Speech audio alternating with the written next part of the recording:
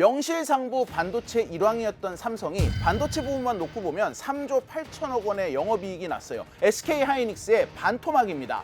4조 5천억 원은 그래도 영업이익을 낼 것이다 라고 예상을 했었거든요. 낮춰 잡았던 예상치조차도 오늘 깨진 게 확인이 됐죠. 실제 실적이 발표되고 나서 이래서 삼성이 반성문을 썼구나 라는 얘기가 나오고 있습니다.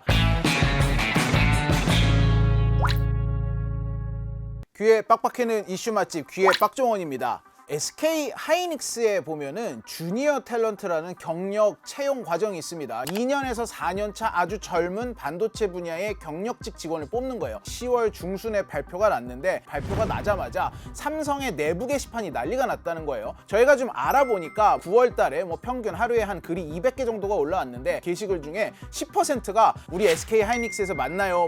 드디어 SK하이닉스로 옮깁니다. 이런 글이 올라온 거죠. 예전에는 삼성전자와 SK하이닉스를 같이 붙었을 때 어디 갔습니까? 당연히 삼성전자 갔습니다. 어떻게 하다가 이 지경이 됐을까요? 그리고 우리나라 이 유수의 대학들이 전부 학교에 반도체 학과를 가지고 있어요.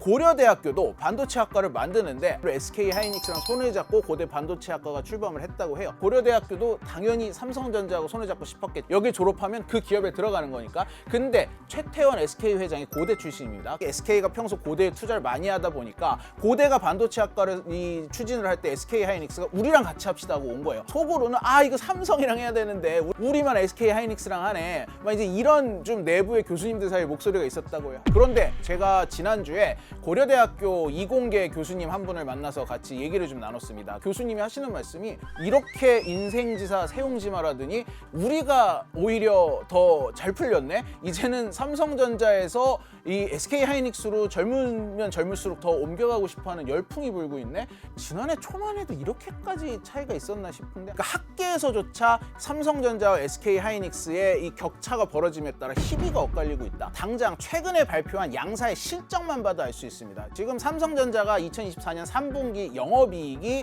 9조 1천억 원으로 발표를 했고 SK하이닉스가 7조 원이 좀 넘는 걸로 했습니다. 이것만 놓고 보면 삼성전자가 여전히 더 커요, 영업이익이. 하지만 삼성전자는 크게 세 개로 나뉩니다. 반도체 부문과 핸드폰 부문과 가전 부문, 반도체를 담당하고 있는 DS 부문만 띄어서 볼 필요가 있어요. 전문가들이 추측하기로는 평소에 이제 하던 게 있으니까 4조 4천억에서 4조 5천억 정도 되는 걸로 추정을 하고 있습니다.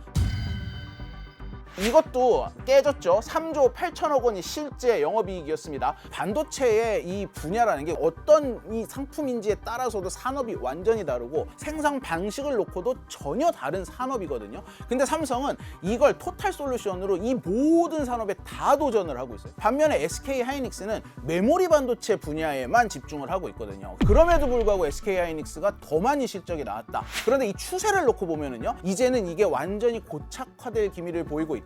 이런 의미에 있어서 이번 실적 발표가 삼성에게 더 뼈아프게 다가오는 부분이고요. 삼성의 충격이 훨씬 더 클 수밖에 없는 거죠. AI 시대가 들어오면서 삼성이 상당히 힘들어졌어요. AI 산업이라고 한다면 엔비디아라는 기업이 그 중심에 있습니다. 최근에 고도의 처리 기술을 겪기 위해서 엔비디아가 AI 가속기라는 걸 내놓거든요. 바로 그 HBM이 여기에 들어가는 겁니다. HBM이 삼성과 SK하이닉스의 희비를 이렇게 갈라버렸다라고 해도 과언이 아닌 상황이에요. 그래서 HBM부터 살짝 설명을 하고 넘어갈게요. 이 반도체는 크게 시스템 반도체와 메모리 반도체가 있습니다. 우리나라는 전통적으로 메모리 반도체를 잘했어요. D램으로 반도체 시장을 장악한 게 삼성이고 요즘 이제 이걸 역전하면서 SK와 삼성이 왔다 갔다 하면서 전 세계 D램 시장 1위를 차지하고 있어요. 그런데 AI 시대가 되면서 많은 양의 데이터를 저장하고도 더 빠르게 처리를 할 수 있는 컴퓨팅이 필요해졌단 말이죠. 이러면서 나온 게 이 메모리를 담당하고 있던 D램을 아파트 쌓듯이 위로 쌓기 시작을 해요. 이게 바로 HBM입니다. 전 세계 HBM의 거의 대부분을 엔비디아가 사들이고 있거든요. 그러다 보니까 이 HBM이라는 거는 엔비디아에 납품을 할 수 있느냐 없느냐로 이 사업성이 나뉘고 있습니다. 지금 엔비디아의 거의 대부분의 물량을 납품하고 있는 게 SK하이닉스고 8단까지만 납품했던 걸 12단까지로 세계 최초로 납품을 하고 있는 것도 SK하이닉스예요. 그런가 하면은 최근 마이크론이라는 회사가 이 8단짜리 HBM을 납품하기 시작을 했어요. 그래서 결론적으로 삼성 어디 갔을까요? 연례 개발자 컨퍼런스라는 행사에 삼성이 자기네가 만든 12단짜리 HBM3E 칩을 가지고 갔어요. 그래서 부스에다가 전시를 해놨는데 엔비디아의 CEO인 젠슨 황이 거길 찾아온 거예요. 이걸 삼성전자가 대대적으로 홍보를 했습니다. 엔비디아의 연례 개발자 회의 둘째 날 미디어를 만난 젠슨 황. 삼성전자의 HBM을 테스트하고 있는 중인데 기대가 크다고 말했습니다. 이 발언이 알려지며 삼성전자 주가는 5% 이상 급등한 반면 SK하이닉스 주가는 2% 이상 하락하며 희비가 엇갈렸습니다. 이거는 곧 우리 삼성도 이 엔비디아의 HBM을 납품할 수 있는 신호다라는 식의 홍보를 엄청나게 했는데 몇 개월이 지난 지금까지도 엔비디아의 삼성은 여전히 납품을 하지 못하고 있어요. 사실 삼성이 잘 나갈 때는 엔비디아는 이제 그냥 그래픽카드 만드는 회사다 보니까 삼성은 자기네보다 한참 아래 회사로 보던 회사인데 그 회사에 지금 HBM을 납품을 못 해가지고 일종의 눈물쇼를 하는 이런 정말 짜친 상황이 벌어진 겁니다. 어쩌다 천하의 삼성이 이렇게 됐을까 정말 비통한데 뭐 여러 가지 전언으로 제가 전해드리겠다만 제가 실제로 내부자들에게 확인한 내용을 좀 위주로 추려봤어요. 일단 삼성이 이 HBM 개발에 착수한 건 좀 더 빨랐어요. 그런데 이 당시에는 쓰일지조차도 몰랐던 그런 기술이란 말이에요. 2010년도 당시에는. 하지만 미래에 뭐가 먹거리가 될지 모르기 때문에 SK하이닉스는 2010년부터 멈추지 않고 계속해서 개발을 했던 거죠. 그래서 1세대, 2세대, 3세대, 4세대, 5세대 이르기까지 수많은 시행착오들을 거치면서 지금의 SK하이닉스가 된 겁니다. 반면에 삼성은 이게 돈이 되겠어? 아니 시장이 올지 안 올지조차 모르는 이거 언제까지 할래? 집어쳐 하면서 2019년쯤에 이 개발팀을 해체를 시켜버립니다. 삼성은 이 당시에 HBM이 아니더라도 D램 분야 뭐 명실상부 1위였고 뭐 사업이 너무 많아서 설사 HBM의 시대가 온다 하더라도 우리가 삼성인데 우리가 못할 게 뭐 있어. 그거 그때 가서 개발해도 늦지 않아 라고 생각을 했을 것이라는 이제 이 전망이 나오는데 문제는 삼성이 그걸 못하고 있다는 거죠. D램 자체의 발열도 못 잡고 있다 보니까 이 D램을 몇 겹으로 쌓는 이 기술이 보통 어려운 기술이 아니었다. 그리고 삼성은 기본적으로 협력을 할 수 있는 업체가 많지 않습니다. 왜냐하면 D램 분야에도 경쟁자가 있지, HBM도 경쟁자가 있지, 시스템 반도체에도 경쟁자가 있지, 이 생산 방식인 파운드리에도 경쟁자가 있지. 모든 분야에 경쟁자가 있어요. 반면에 SK하이닉스는 메모리에만 집중을 하고 나중에 최종 패킹은 결국은 TSMC에서 하거든요. 이런 다른 회사와 협력을 통해서 서로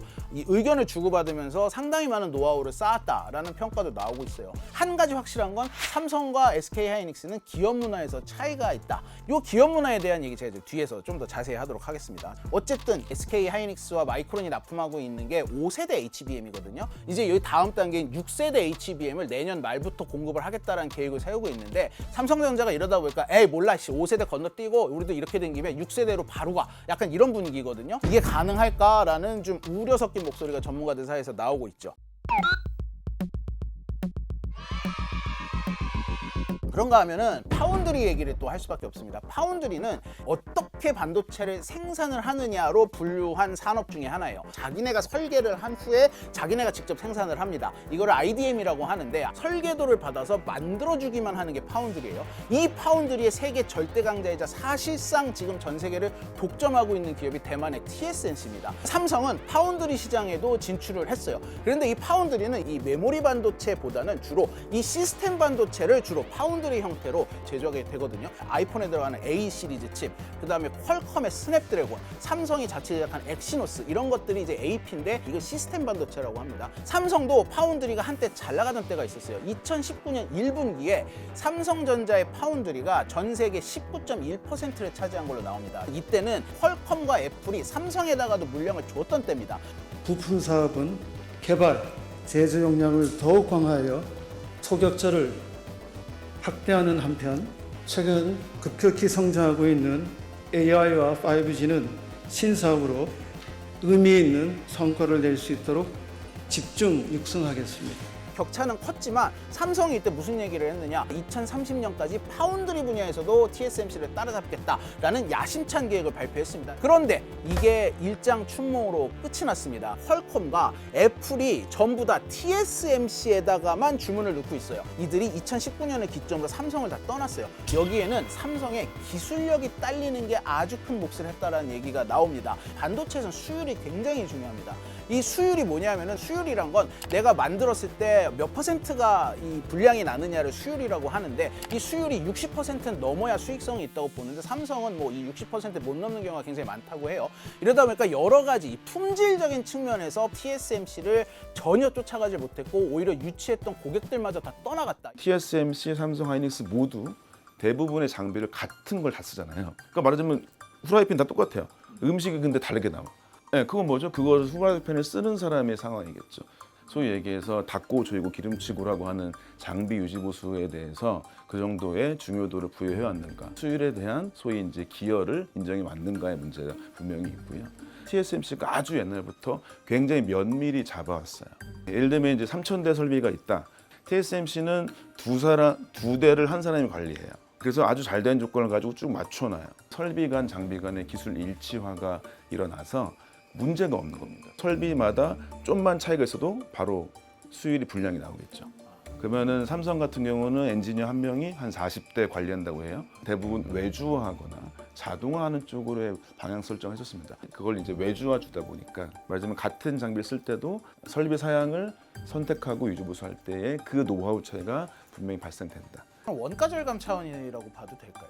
네, 그런 측면이 없지 않습니다. 이러다 보니까 지금 2024년 기준 삼성이 파운드리 한때 19%까지 올라갔던 게 11%로 뚝 떨어졌습니다. 반면 TSMC는 5년 만에 명실상부 거의 독점 기업이 돼버렸어요. 이 11%도 사실은 자체적인 이 수요가 만들어내는 시장 점유율이에요. 엑시노스라고 삼성이 만드는 AP 칩이 있거든요. 문제는 이 10%도 깨질 것 같다는 거죠. 왜냐하면은 이제는 삼성도 자사 핸드폰에 자기네가 만든 엑시노스를 쓰지 않기로 했습니다. 수율 문제로 양질의 양상품을 만들지 못한다는 판단하에 퀄컴이 TSMC에 의뢰해서 만들어내는 스냅드래곤을 쓰겠다라는 지금 계획이 흘러나오고 있거든요. 이러다 보니까 이번에 실적 발표에서도 덥석 들어갔던 파운드리 시장의 손실이 너무 많아서 메모리에서 벌어놓은 돈까지 다 깎아먹으면서 이런 영업이익이 나왔다라는 분석도 나오고 있어요.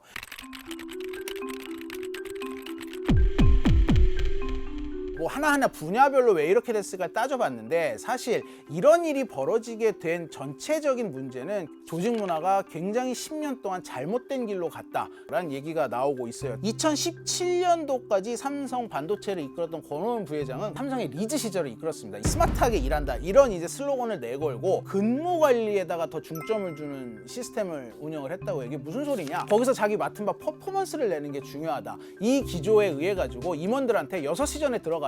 가정에도 충실하지 못한데 어떻게 회사 일에 충실하겠느냐? 성과만 잘 내면 된다. 이런 식의 이제 이 조직 문화를 심어놨고 이러다 보니까는 권오현 부회장은 지금도 덕장이라는 평가를 내부적으로 받고 있습니다. 성과도 굉장히 좋았고요. 그런데 2017년에 삼성이 최고의 실적을 발표를 해놓고 권오현 회장이 돌연 사임을 해요. 이러면서 이 조직 문화의 변화가 굉장히 컸는데 근태를 굉장히 중요시하고 유연근로제에 반대를 하고 보고 체계도 굉장히 스트릭트해지고 굉장히 복잡해졌다고 합니다. 여러 부서에서 보고서를 갖고 오면 제일 먼저 물어보는 게 이게 되겠어? 이게 되겠어? 반도체라는 거는 단계마다 부서가 다 나눠져 있는데 이게 되겠어? 하면서 각 부서를 경쟁을 시키니까 내 임기가 올해까지인데 내가 미쳤다고 리스크를 안아? 이거 딱 할 수 있는 만큼만 보고하고 안 되는 건 전부 쟤네 탓.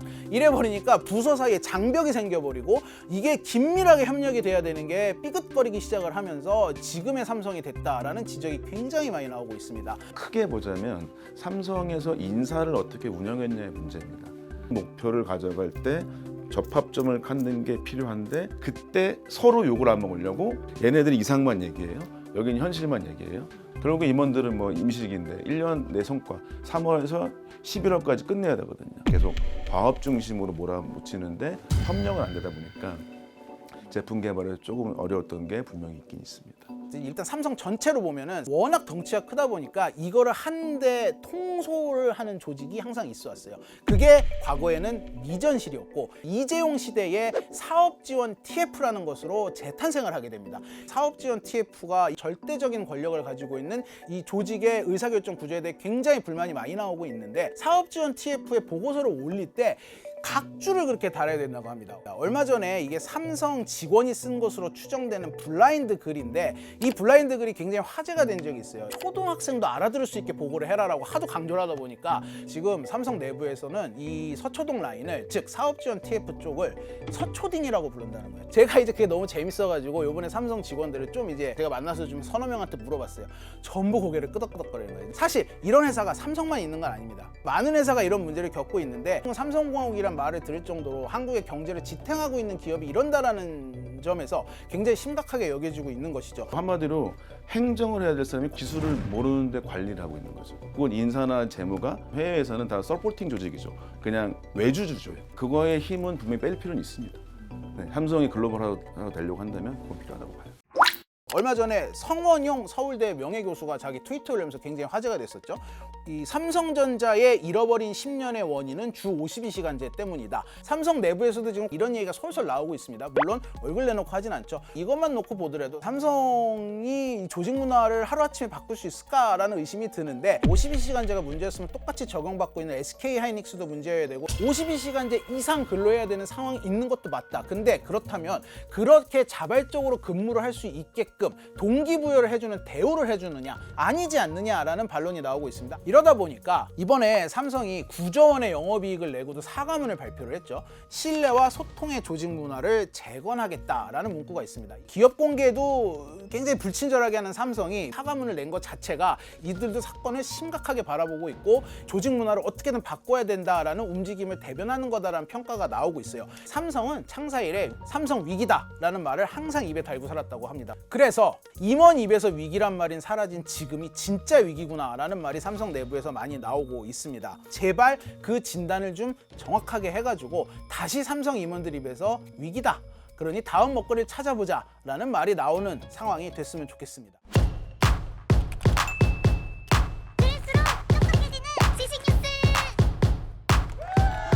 고양이를 부탁해는 여기까지입니다.